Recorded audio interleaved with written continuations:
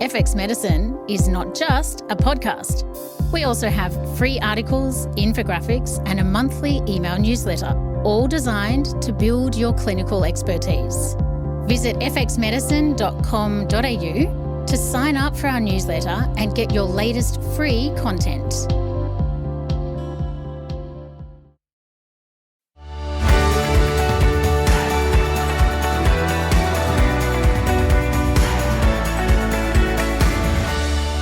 Welcome to FX Medicine, bringing you the latest in evidence-based, integrative, functional and complementary medicine. I'm Dr. Michelle Woolhouse. FX Medicine acknowledges the traditional custodians of country throughout Australia, where we live and work, and their connections to land, sea and community.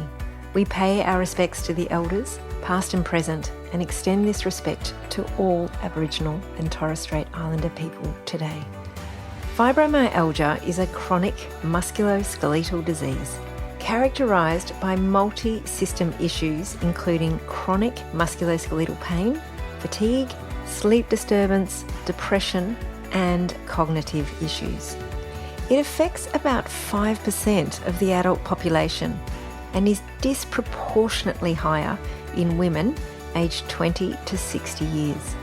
Given the complexities and recent breakthroughs, I've invited my esteemed colleague, Dr. Lily Tomas, to do a deep dive into the pathogenesis of this condition and to give practitioners some clinical pearls to help them support their patients with this often misunderstood and stigmatised chronic condition. Allow me to introduce Dr. Lily to you. She is an integrative medical GP working out of rural New South Wales. She's a regular keynote speaker and a teacher of doctors and health practitioners in many areas of nutrition and environmental medicine. Welcome to FX Medicine, Dr. Lily. Thanks for being with us today. Oh, thank you, Michelle. It's definitely my pleasure.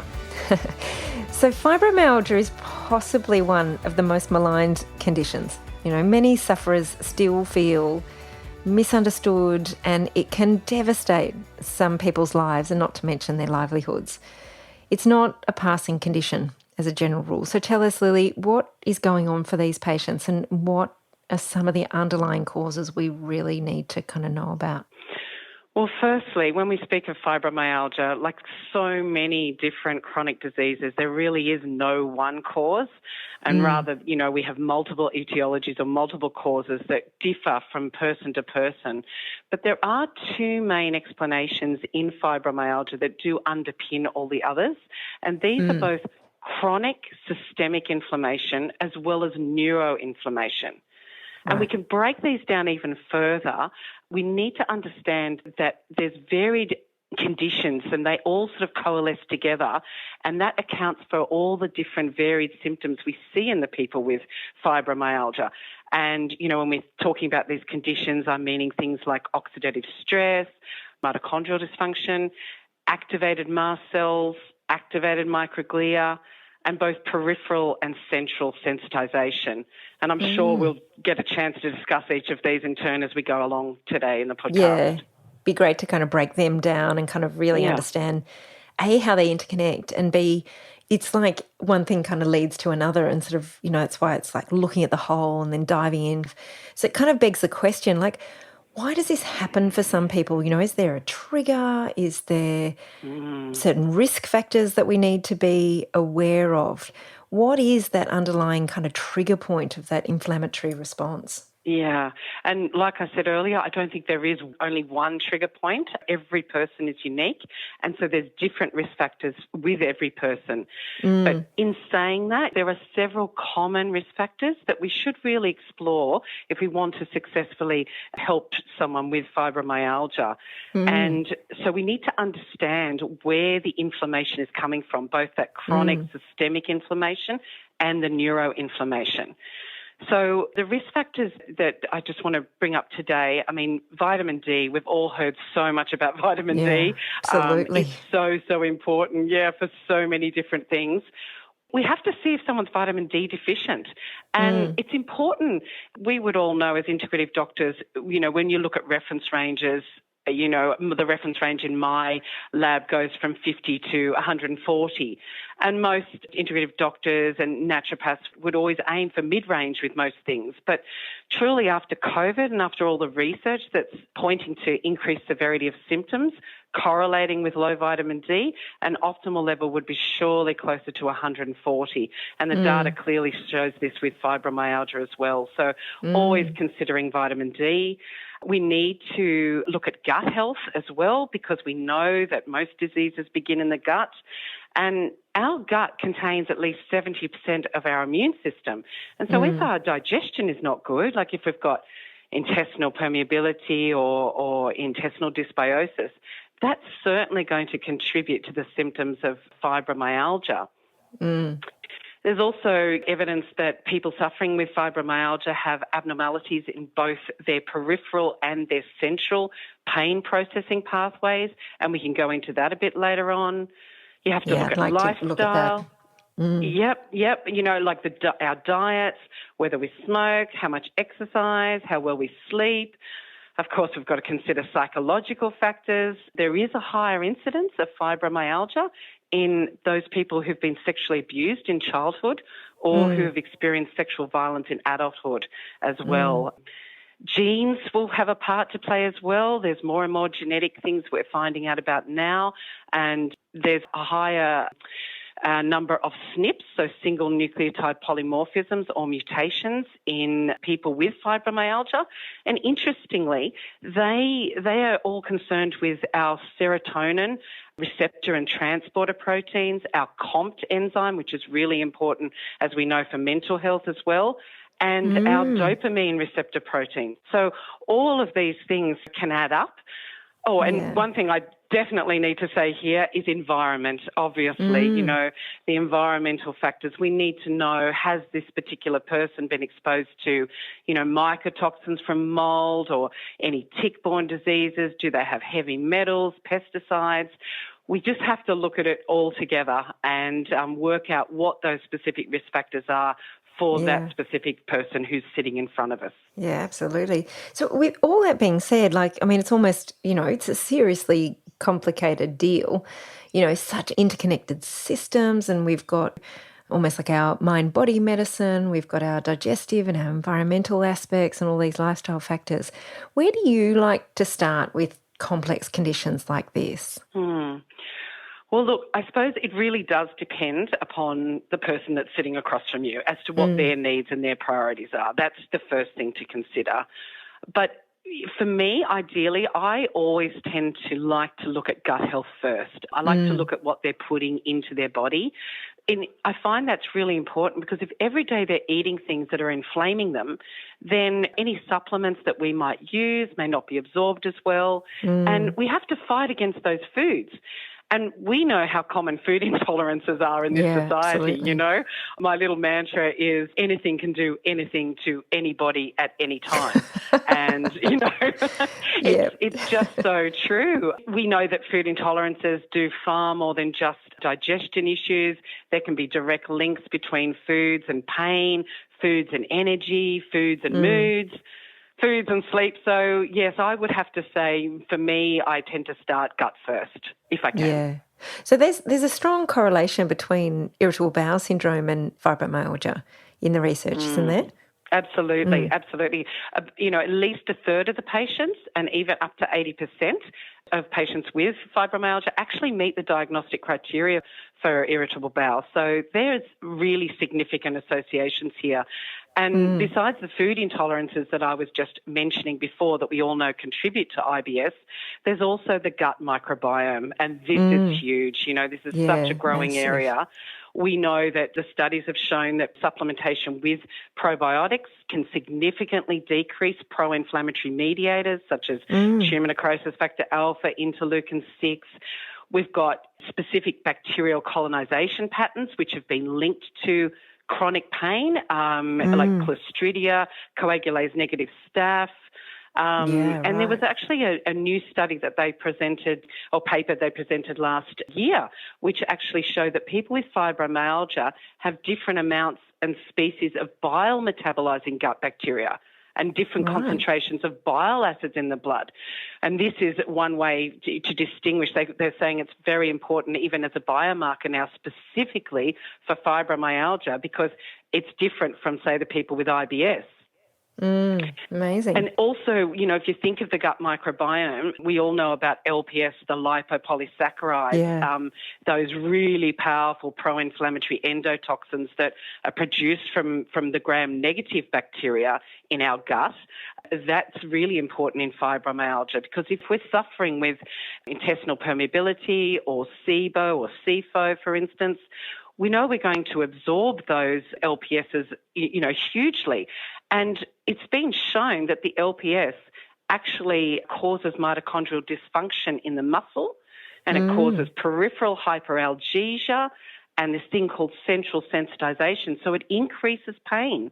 Not only that, it activates our microglia in our brain and causes neuroinflammation. Wow. So there's another concept as well, which is called the microgenderome, which proposes that our gut microbiome can actually interact with our own sex hormones. So this then gives insight into the certain sex discrepancies in susceptibility to particular disorders. And we know that fibromyalgia is definitely far more common in women than in men, for instance. Wow, that's amazing. It is, isn't it? It's incredible. And I also love the fact that there's, it's often a two-way street too. You mentioned psychological factors before, and as they, which one's the chicken and the egg, and then how do they interact with that? It's all just a fascinating kind of enmeshment. So such a beautiful thing, but it's also really important to be able to kind of really show these inflammatory markers and the way that this inflammatory, I guess, cocktail works for people with fibromyalgia because they often feel disbelieved and they feel unvalidated in many respects, which actually almost heightens that psychological stress, particularly in the medical, it's almost like a medical trauma when people are disbelieved. So it's interesting now with the long COVID and everything surrounding that, how there's now talk of, I think we may have underestimated the effects of fibromyalgia, chronic fatigue, as more and more people are suffering from a long COVID type situation as well. People are now starting to be believed a little bit more, I would hope. Yeah, it may just open the door for this kind of level of understanding with so many people affected as well, so that more money might kind of pour that way. But I wanted to get back to your clinical expertise. Where do you start in terms of looking at the gut biome or, intestinal permeability and dysbiosis? What sort of microbiome test is your favourite and why do you choose? Or is there certain things that pique your attention that you kind of go, okay, well, I'm going to start there or I'm going to start there? Sure. I mean, there are so many different microbiome tests available these days. It's incredible. I suppose having done this for, at least the last 2 decades, like you, Michelle, as well, Yes. I tend to stick with one of the tests that was around back then, which is Bioscreen, based in Melbourne with Dr. Henry Butt. It's really interesting to see, the same patterns popping up, whether you're dealing with someone with fibromyalgia or whether you're dealing with someone with autism or chronic fatigue. The microbiome test can just really tell you so much. And oftentimes you will see an excess of certain microorganisms such as strep or Clostridia that we mentioned, or perhaps a deficiency of E. coli, for example. And there are these specific protocols that you can follow to successfully balance the gut microbiome with great results. And I mean, I really should thank Dr. Henry Butt from Bioscreen at the moment, who really taught me so much about these amazing links between the gut microbiome and so many different chronic illnesses, not just fibromyalgia. So that's my port of call, yes, So obviously, treating gut dysbiosis, it then goes a long way to sort of settling down that micro-inflammation and goes hand in hand with oxidative stress. It's almost like oxidative stress and fibromyalgia is interlinked. Is there truth in that kind of statement that you can almost assume that there's oxidative stress if somebody is presenting with fibromyalgia? Sure, most definitely. There's a clear relationship between oxidative stress, neuroinflammation and pain in fibromyalgia. We all know that glutathione is one of the most important antioxidants in the human body, and studies have definitely shown that people with fibromyalgia have decreased blood levels of catalase, of glutathione peroxidase and glutathione reductase. So what this means is they can't clear their free radicals, and you get increased lipid peroxides, and that's just resulting in higher levels of oxidative stress. They've also found reduced superoxide dismutase levels have been found in people with fibromyalgia, and that's been linked to chronic muscle pain as well as tender points. And what we know, even though we don't understand all the connections yet, and we're still learning, we know that the greater the abnormalities in our antioxidant and free radical status, the greater the severity of symptoms. It's almost like a really great clinical pearl to kind of know that, because if you're sort of stumped, like at least maybe sort of seeing whether you can increase some of those antioxidants may just give you a little bit of a win to get you over to the sort of next step. But let's talk oxidative stress and like mitochondrial dysfunction, because again, it's almost like, okay, well, here's the staircase. This is another step. In mitochondrial dysfunction is almost like really been elevated to a really key point, I think, from my observations in the last kind of 5 years or so, or even more. But tell us about a mitochondrial dysfunction and fibromyalgia, because there seems to be a really significant link that matches to a person's symptoms and how they're feeling. Oh, absolutely. And again, it's the oxidative stress. We know that's one of those triggering mechanisms for mitochondrial dysfunction in fibromyalgia.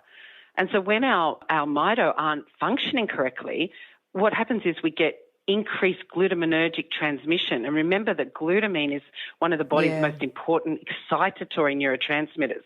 So it excites everything. We get activated microglia as well, and this all results in neuroinflammation. And once we have that neuroinflammation, it contributes to peripheral muscle pain, but as well as central pain sensitization. And that's one of the hallmarks of what we call wind-up pain in fibromyalgia. And it's also important to know that the expression of our pro-inflammatory cytokines that happens in fibromyalgia is both dependent upon and elevated by mitochondrial dysfunction and oxidative stress. Such a chicken and the egg, isn't it? It's like, it is. It is absolutely so bi-directional. Right. Yes, yeah, and mito as well. When our mitochondria are not functioning properly, it's actually been implicated in damage to the axons of our nerve cells, and that's one of the potential underlying causes of allodynia, which is one of those characteristic symptoms of fibromyalgia. You know, when you get the really severe pain from just slight touch or even a breath of wind. And once again, going back to gut health, we know that mitochondrial dysfunction can be triggered by those LPS, the lipopolysaccharides that I was just talking about before. D-lactate, increased intestinal permeability, SIBO, and so forth. It's all connected. I was always fascinated by psychoneuroimmunology. It was my favourite. Yeah, you too. I know. Loved it. Psychoneuroendocrinology. Everything is connected, and it is amazing, isn't it? It really is. Yeah, gives me goosebumps. Me too. But I think though, what really strikes me listening to you talk about that microscopic neuropathy, because one of the things we know about neuropathies or nerve damage is that it takes a long time to heal. So it's a really good way of giving our patients kind of perspective actually of how long this will take to heal, particularly if you're doing, all the right things and you want to turn it around. It's still going to take a long time to turn around because you're dealing with the nervous system. And I think that's really, I often find setting my patients' expectations is almost like the primary thing, because some people get off the bus too quick. It's like it's not you stop, it's like you can't just wait 2 stops and get off the bus. This is going to take years to unravel. But there's positive things that happen in those years going forward. Oh, absolutely. And especially when that central sensitization kicks in, because then things have gone far, and it does take a while to bring this back. And you're right. It is years in a lot of people. So tell us about treatment applications, particularly for this, because, we know coenzyme Q10 is, a really important nutrient and lots of vegetarians and vegans aren't getting enough. We make it ourselves, but it decreases with age, all of these kind of things. But it's often deficient in fibromyalgia, like even if you've got a young patient, etc. Why is that, do you think? And is replacing it enough, or do we have to do more? Absolutely, and you're right. There's been so many studies demonstrating that people with fibromyalgia have low coenzyme Q10, and also just as many studies demonstrating the positive effect that CoQ10 can have, on the symptoms of people with fibromyalgia. But once again, coming back to mitochondria, everything being linked, our mitochondria depend upon CoQ10 or ubiquinol to function properly. And we don't totally understand all the mechanisms by which CoQ10 can do this, but we do know several things. Like, firstly, CoQ10 is absolutely essential to our mitochondrial electron transport chain, and we know that that's critical for creating ATP, which is the energy that, the main energy source for us humans. And that we do know also that there's a high concentration of mitochondria in skeletal muscle. And, of course, this is where most of the pain in fibromyalgia is. Yeah. We know that CoQ10, has potent antioxidant and free radical scavenger properties. And we know how the reactive oxygen species, the free radicals, can create hyperalgesia in patients if there's too high levels. And there's one other effect that is considered here, that CoQ10 may be under the control of what's called our AMPK gene, and this is considered to be the overall regulator of our cellular energy levels. And so it's actually thought to be another possible mechanism for why CoQ10 helps us to improve symptoms in people with fibromyalgia. And often it's so interesting to me. I remember going to a lecture years ago about sleep, and we know how important sleep is. But often you need actually more energy to sleep than you do, say, sitting on the couch watching Netflix. So there's a relationship between coenzyme Q10 and the use of melatonin, Is melatonin kind of an option to help support sleep? Or, tell us about sleep and fibromyalgia, because that seems to be a nice, good place to kind of start as well. Absolutely. I mean, we all know that lack of sleep, just like stress, can make every single condition worse. Everything. everything for sure. But we know melatonin is much, much more than just a simple sleep hormone. It's an antioxidant, it's an anti-inflammatory, and it's an anti-nociceptive and analgesic in its own right.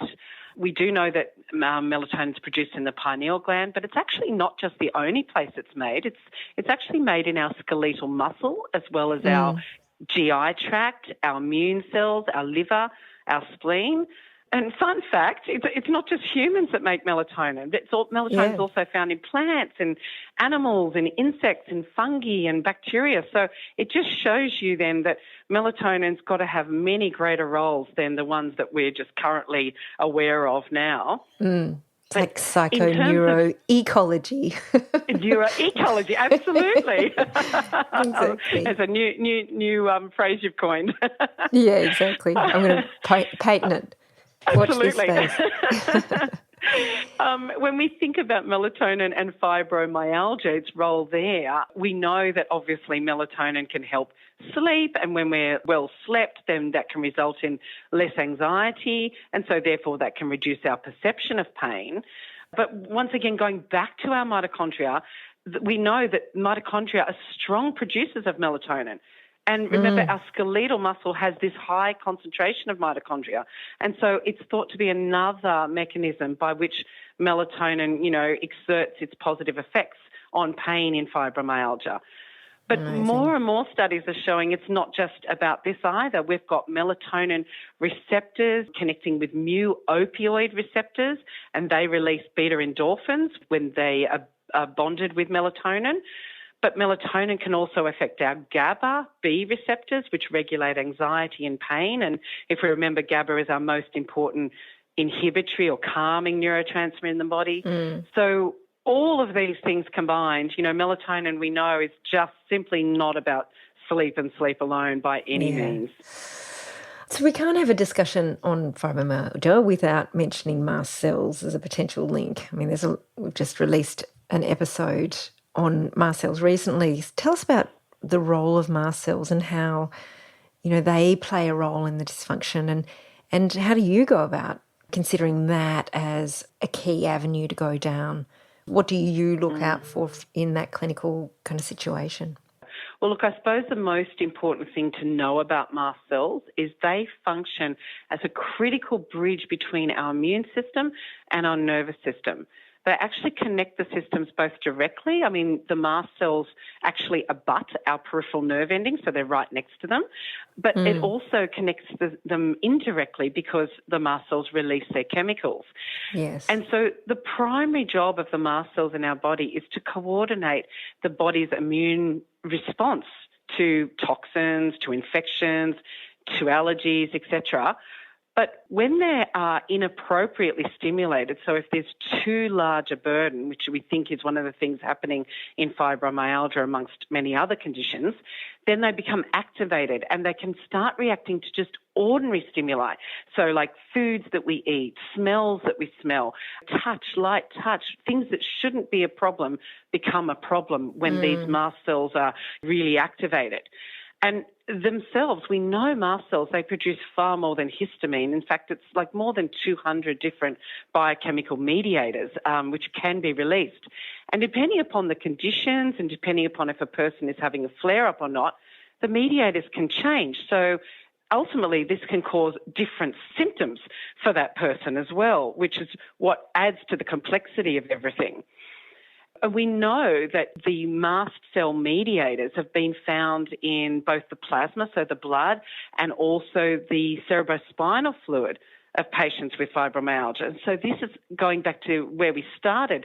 It's highlighting that importance of both the chronic systemic inflammation as well as the neuroinflammation that's happening simultaneously in fibromyalgia. And so we've got this crosstalk that's just going on between the two systems. And when we have these imbalances between our pro and our anti-inflammatory cytokines, then we're going to get disruptions in our inflammatory and our immune pathways. And once again, that's going to contribute to our neuroinflammation. Also our thalamus, in our brain, it contains a significant number of mast cells and they can cause neuroinflammation because, again, the mast cells activate our microglia. They can increase the permeability of our blood-brain barrier. And, of course, they're releasing all those molecules, as I said, more than histamine, just, substance P, tumor necrosis factor alpha, interleukin-6 and so on.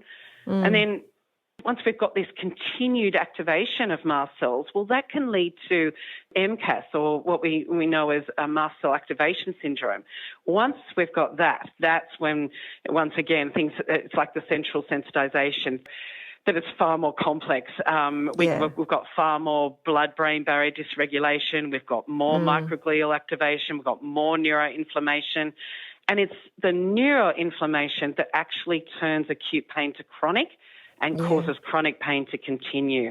It's and then you very get that complex. Vicious cycle. Yeah. Very, very complex and very difficult to unwind. But I guess, having a look at the mechanisms kind of allow us, at least validation for the patient, but also, again, that expectation that these processes take a long time. But so long as the patient can acknowledge the complexity but also understand the unravelling process and using the things that are internal to them, their innate healing mechanisms, can help a lot. So if you have that issue with mast cell, overstimulation, for example, what's your kind of go-to starting point, just from a practitioner perspective? Like, what are these clinical pearls that you like to use in that particular situation? So I suppose it's important to work out whether or not mast cells are involved with the particular patient that's sitting in front of you. We know that MCAS is such a chronic multi-system condition. It's going to have a wide variety of effects in a wide variety of organs. And so, you can think of the things that are happening with skin, so rashes and itching, dermatographism. It can affect our eyes by getting irritated eyes, our ears, we can get tinnitus, our respiratory system, we can get shortness of breath, cardiovascular system, you think of palpitations, neurological headaches, digestion issues, urinary frequency. It just goes on. Virtually every organ system can be affected. And that's, again, it makes it hard to unless you're aware that MCAS could actually be happening, you're just trying to find a condition for every single one of those symptoms rather than putting it all together in a syndrome. So as I said before, depending upon which of the mediators that are released by the mast cells at any one time, it's important to remember that each patient can present with different symptoms, but even the same patient can present with different symptoms at different times, depending upon their triggers.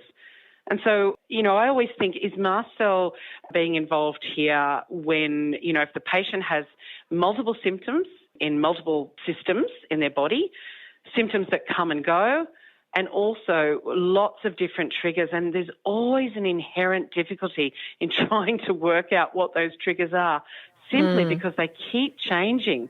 That's what I would think to be aware, okay, our mast cells are at play here.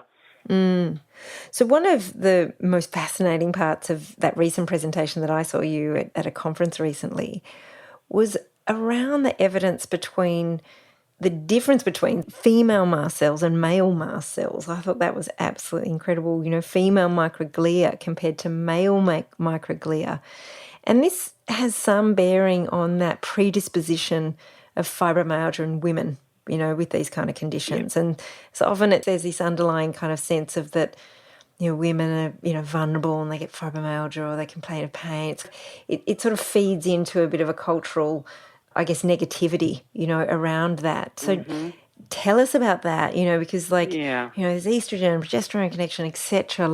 What is going on there? I find this fascinating. Absolutely. It is definitely fascinating. I agree with you. It really is. In terms of mast cells, we know that there are both male and female mast cells. And the female mast cells are the ones that tend to have more aggressive immune responses.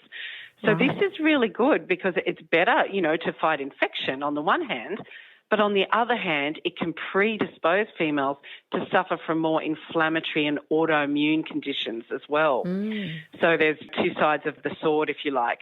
We know female mast cells, they actually store and release more inflammatory substances than male mast cells. So they release more proteases, more histamine, more serotonin. But what's so more allergy, more those kind of, aspects too. So more allergenic. Absolutely. And what's even more fascinating is that mast cells have estrogen receptors and progesterone receptors on their membranes, which then cause, the mast cells to degranulate their contents, release all those chemical mediators when bound to the sex hormones. Right. So at different times of the month they can change as well. Absolutely. And also all those environmental estrogens, the xenoestrogens, the BPA, the PCBs. Just think, we're being exposed to those. They can also activate the mast cells. Yeah. So really I think this is amazing and really significant. And it can really account for the female predominance in so many different autoimmune conditions. That's amazing. Also, one of the fascinating things also is not just the mast cells, it's the microglia in our bodies that can be also male and female. And so there's actually well-described sex differences in the microglia in male and female brains. So, as far as the microglia, they've been found to differ in number, they differ in shape, they have a different morphology, and they certainly differ in their activity. And it's interesting that female microglia are more active in regions involving pain processing than the male microglia. They also have a higher expression of phagocytosis receptors and also a higher expression of cellular repair and inflammatory control genes. So just like the mast cells as well, the microglia actually also express steroid hormone receptors. So they're also sensitive to, estrogen, progesterone, testosterone. I just find this incredibly... It's amazing. Yeah. Absolutely fascinating. And when you think about adverse drug reactions as well, what they've worked out is this sexual dimorphism of both our mast cells and our microglia can lead to sex-related differences in drug metabolism. So whether it's absorption of drugs, excretion of drugs, distribution of drugs. And we know that there's more adverse drug reactions have been reported in females compared to males, and this really could be one of the reasons why. Absolutely. It's just important to kind of know, because back hundreds of years ago, we just used to sort of diagnose women with hysteria. But you also talk about some of the dramatic changes in brain architecture, which is I always find so fascinating. And I think the general kind of community don't actually understand when we talk about brain plasticity, but really brain architecture almost gives it a sort of more of a sense of solidity in how long it takes to unwind that. Like we build up these almost like structures within our brain where signals from different parts of the brain can become dysregulated, and therefore unraveling from that takes a lot longer. And you talk about this concept of the pain matrix. Tell us a little bit about that in the concept of fibromyalgia as well. Sure.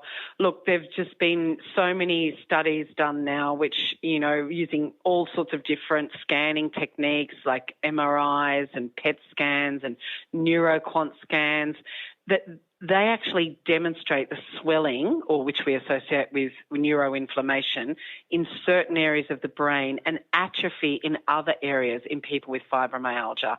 But not just fibromyalgia too. They're sort of seeing the same types of things in people with chronic fatigue syndrome, with CIRS, so that, chronic inflammatory response syndrome. These same sort of swelling or inflammation and atrophy are being highlighted in these other conditions as well.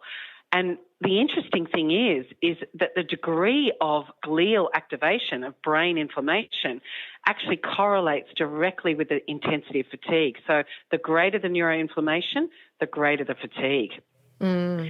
And there is one particular part of the brain, you mentioned the pain matrix. So the anterior cingulate cortex, remembering back our neuroanatomy from all those years ago. Loved it.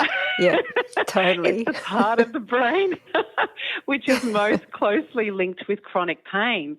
And studies have shown that there's abnormally increased brain activity in this anterior cingulate cortex, but not just there, also the thalamus, the insula, and the prefrontal cortex in individuals with fibro. And this area of the brain is what's called the pain matrix. So when we've got increased activity here, this can cause central sensitization, and then that's going to lead to abnormal pain sensitivity and decreased pain modulation in both our ascending and our descending pain systems in the body. And what we're finding in fibromyalgia is that the signals from our prefrontal cortex to our limbic system in particular are dysregulated. And if we remember that our prefrontal cortex is our rational, logical brain, whereas our limbic system, particularly our amygdala, actually runs on a fear-based system. This is really important because we can call the amygdala like the fire alarm of the brain, if you like. And so in people with these conditions, instead of the prefrontal cortex taking control, what happens is the fear-based amygdala can take over. And so we've got lots of different sensations which go through our amygdala, the scents that we smell, the foods that we eat, even the supplements that we take. So really anything can produce a fear response when the amygdala is hyperactive with microglial activation. And so, we start reacting to stimuli that would normally be considered to be non-noxious, if you like. Yeah. And so this dysregulation between the limbic system and the prefrontal cortex can actually explain a lot of the other symptoms that people with fibromyalgia have, like cognitive dysfunction, fatigue, their emotional regulation or dysregulation, depression, anxiety, not just the chronic pain. Yeah, absolutely. It's so important to teach patients about this too, because often there still is that framework of when you talk about looking at, say, mental health or anxiety management or emotional regulation in the context of a chronic illness. It almost feels for patients that you disbelieve them if you're going to go down that particular avenue. But from a mind-body perspective or a psychoneuroimmunology perspective, we can do so much when we look at these particular situations, particularly when they're reacting to every supplement or every, thing that we're trying to kind of give them, to see whether we can wind back the chronicity of that inflammation, neuro and systemic. Yeah. So also looking at brain architecture and seeing brain changes and actually understanding that pain matrix can really give people something solid to hang on to that doesn't say, we're disbelieving you here and it's all in your head, and if you just manage your anxiety, it's all going to go away. Exactly. But more so that if you can manage your anxiety and start working on some of these central mechanisms, these kind of brain mechanisms, that will actually wind back that inflammatory response as well. Mm-hmm. So there's heaps of research and excitement about that role of activating and stimulating the innate endocannabinoid system. Still terrible at that word. Are these preparations, are they a good starting point? Is that something in terms of sort of winding back some of the chronicity and some of these kind of enmeshment that we're seeing in such a chronic condition such as fibromyalgia? Absolutely. I certainly believe, and the research shows, our endocannabinoid, it is a hard word to say, yes, system so hard. is intricately related to the symptoms, people with fibromyalgia experience. And it's thought that there's possibly an endocannabinoid deficiency in people with fibromyalgia. So we know that both CBD and THC have anti-inflammatory, they've got analgesic, anti-anxiety effects and sedative properties.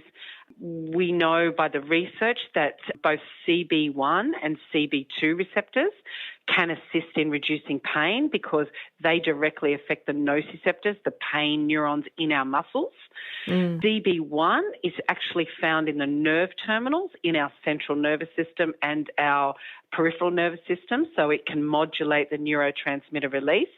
And CB2 is found primarily in the immune system cells and also in the microglia in our brains. So THC also, we know it can act as a partial agonist at both the CB1 and the CB2 receptors. And the endocannabinoids, again, there's so much we're still learning about it, but they can also interact with so many other pathways which are involved in pain perception, such as our 5-HT, our noradrenaline, dopamine, GABA, and also our opioid receptors. So effectively, these endocannabinoids can work synergistically with our own endogenous opioids. That's so important too, particularly because pain is it's so difficult to focus, concentrate, even have confidence and self-esteem when pain is just so omnipotent in somebody's life. And you've spoken about the centralisation of pain and brain architecture and pain matrix, but you also mentioned that it often starts as a peripheral wind-up. So peripheral preparations that target peripheral nociceptors are becoming more widespread, and there's so much variety in these preparations. And is this designed for more localised pain syndrome or for widespread application? If we're looking at using some of these things, what is your thinking and clinical experience here, and what have you found to be effective going down that particular pathway? Look, absolutely. I've certainly found topical analgesic therapy. It's effective in so many different conditions, including fibromyalgia. And basically, it's because we know that the propagation of pain starts in the periphery. So by using topical therapy, our aim is to reduce the excitatory influences or the excitatory signals and increase the inhibitory influences or the inhibitory signals in the periphery. Because if we can reduce or even stop peripheral sensitization, then we can reduce or even stop central sensitization. And that's really important. There's so many different excitatory influences in our peripheral system, if we think of glutamate and histamine and substance P and so on. And so by understanding pharmacology, we can use different drug preparations to target different areas in order to reduce the hypersensitivity of pain. For example, we could use a topical preparation of an anticonvulsant to reduce both peripheral and central sensitization, as well as to target our descending inhibitory pain pathway. And that's the body's natural way of reducing pain. The most obvious benefit when you're using these topical therapies is that we avoid the side effects and the drug interactions, which is so common with our systemic analgesics. You know, we can go local and focal, but in terms of treating a more systemic disorder like fibromyalgia, we can actually use these topical preparations on our trigger points and also the appropriate dorsal horn level in our spinal cord. And so the dorsal horn corresponds with, you know, a particular area that is innervated by this. And we, if you remember back again to our anatomy, our dermatomes and our myotomes. Fibromyalgia can I might have missed that lecture, Lily. We know that fibromyalgia can follow these specific myotomes. And, you know, if we can identify that particular single nerve that is being activated here, we can actually use the topical therapy on the level of the dorsal horn, and that activates that descending inhibitory system. And it's really significant in fibromyalgia because most of the tender points in fibromyalgia have actually been found to be myofascial trigger points. So even though that fibromyalgia is rooted in the central nervous system with its central sensitization, trigger points have a peripheral origin. And they can be targeted through this topical therapy. So the whole aim is to provide analgesia by desensitizing our peripheral nociceptor receptors, so our peripheral pain neurons. Yeah, it's so important to have some of those really targeted, really almost like, I mean, it's not an easy win per se, but it's almost like an instant, you know, supporting agent, just to give people some, you know, some trust back into their body, some trust back into therapy and into, you know, that therapeutic relationship, which is, we know, is so critical for the longevity, particularly on long journeys such as fibromyalgia. And today you've just given us such an incredible journey through, you know, things like the causes and the issues and the course treatments and where to start, you know, whether we start with the gut or whether we start with these peripheral preparations, and also just most importantly understanding, you know, the intricacy and the duality and the dramatic nature of what people suffering with fibromyalgia are going through. And there's, I think from a practitioner perspective, it's like, wow, you know, like A, there's so much that we can do, B, it's so deep, and almost, I think, you know, people with fibromyalgia need that respect from their clinicians in which to do that. But I particularly loved the research on the female microglia and mast cells. It just really does offer that insight into the way women work, and really there's just so much need for research to help destigmatise these kind of issues for women. So I just want to thank you so much for your clinical expertise and your, you know, research around this area. It's really been a fantastic fantastic podcast. Thanks. Oh, thanks, Michelle. Look, honestly, it's just been a pleasure to be here today. So hopefully, you know, people can learn some clinical gems from this and look at the links, etc. And take treatment to another level if we can. Thank you everyone for listening today. And don't forget that you can find all the show notes, transcripts and other resources from today's episode on the FX Medicine website. I'm Dr. Michelle Woolhouse, and thanks for joining us. We'll see you next time.